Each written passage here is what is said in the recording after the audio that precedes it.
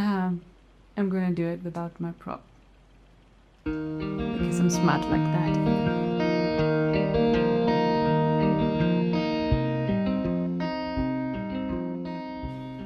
Deep abiding friendships are the place many women know lasting love. Bell Hooks wrote this in her 2002 book, The Communion, The Female Search for Love. I think friendships don't get enough credit for how they actually shape our lives in good and bad ways, especially with the entire notion of them being the safe space we run to when our love lives are falling apart. We think so much about how to navigate our romantic relationships, but when it comes to friendships, they're just there. We forget about the amount of effort it takes to recognize and maintain healthy friendships. All the while your life is building you, especially in your 20s, because your 20s are to recognize who you are. And with that, you are learning what aligns with you and what should be the standard of your friendships. It's a whole chapter that unfolds in your 20s, and I'm just learning that. Chapter 1: The Types of Friendships. Oh well, are there types to friendships? Really? Do we need different friendships? Yes, we do. Imagine your life is a minivan and you are, of course, the driver, and you're taking your life in your minivan through these different chapters of through time. And you meet all these people that get in and out of your minivan. You can pick and choose who sits where depending on the depth of your connection with them. For example, the passenger seat is reserved for somebody who is your ride and die, somebody who can plug in the aux cable and choose the music for the vibe. And this is the first person who receives a text about that weird looking mole on your left leg. And then the middle row is for people who you love spending time with, and the last row is for people who you don't share too much of your depth, but you don't want them being in your life either. Now, all these different people serve different purposes of being friends, I think. And not one is not necessarily better than the other, and they are all just important. And what's more important is to understand which person belongs in which row of your minivan. Not everyone deserves to know the deepest depths of you, not because they're bad people, but because that's what that connection is meant to serve. And talking about these types of friends and coming to the standards of these friendships as well. I think this includes a friend who is not afraid to point out your bullshit, someone who is not afraid to hurt your feelings, to tell you off for the betterment of you, someone who is happy for your success as much as you are, if not more. And this one's a very important one. Someone who wants to and can hold the capacity for your needs. And all of this being a mutual feeling. And I know it kind of sounds, it makes it sound so complicated when we're talking about friendships and not a romantic partner, because all we are so used to hearing all of this about a partner, a person you're going to spend the rest of your life with, but not about friendships, because friendships, they come easy. Friendships are easy. Yes and no. Yes, because that is it does feel like it is easy and you can be yourself. And with your romantic partner, you're basically vetting another person. Can this person help me stand the grief of my losing a parent, or just a family member, or the death of my dog? But with your friends, that is a given statement. And yes, friendships take effort as well, and because that's a human connection. This is another person you're gonna have ruptures with, fights with, and there's going to be repair. That's what friendship is about. And with friends, they're there to be part of your support system, to validate your emotions and be there for you when you're going through all the different phases of your life. Now, don't get me wrong. I know I literally just made a video about self-validation and everything. Different things we're talking about. You should always and always and always be the center of your own support system, but nothing is going to replace what comes as a support from a friend. I'd like to read something from my diary. Each friendship represents a world in us, a world possibly not born until it arrives. It's only by this meeting a new world is born. This is a quote from Diary of Anais Nin, Volume 1, and I think it's so true.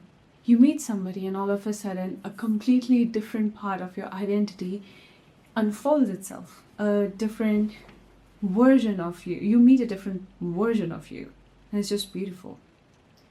Chapter 2, Standards of Friendships. Talking about the standards of friendship, I think people come into friendship with a preconceived expectation of what a friendship looks like. And it's not very conscious, but we do judge our friendships based on what we've seen on the television. And I think social media and television have ruined not just the dating fantasies, but also the notion of friendships. And it's not about who goes on a week-long trip with you to Bali. It's about who inconveniences themselves to be there for you. It's not about, oh, put yourself first, do this, you should take care of your own self. Yes, that is important. Shut up. We're talking about a human connection and not a barter system, not a transactional connection where you do this for me, I will do that for you, and that's it. That's performative. That's transactional. That's not friendship. That's anything but friendship. I'm talking about the standard of friendship that would stand with you while you grieve the loss of a family member. One that will stand with you for the birth of your child. Not someone who insults you in the name of making a joke and making the room laugh. That's not friendship, darling. That's not friendship. And the thing is that after school, life puts you in different cities, different countries, or just different stages of adulting. And we often just take it for granted because even after not talking for months, the vibe is still there. The friendship is still there. No, it is there because it took effort and you did not consciously register it as effort because it felt effortless because that's how strong the bond was. But it is effort. And I'm so passionate about when it comes to efforts in having connections with other people. It's just my favorite topic. So, and when I say it is effort, I mean it is effort to even bring yourself to take 10 minutes out of your adult life and you literally everything is just a chaos and check up on another person and then sitting on a call with them because they're in their 20s as well and their life is chaos too. It is effort. It is effort. It is effort to check up on someone who has not checked up on you because maybe they didn't think they could reach out, and that should break your heart. Your friends are humans too, and they too make mistakes and have heartbreaks, and that connection too has ruptures, and then it takes more effort. Chapter 4, Friendship Breakups. Talking about the friendship breakups, touche.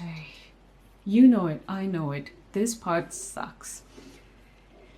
But we need to talk about that too. Breakups in general do throw you into this identity crisis of who the hell am I? And when it's born within friendships, it's 10 times more agonizing. But then the question is it better to keep people who you've outgrown or simply become toxic in your life because of contradictory values, or let it be and just move on?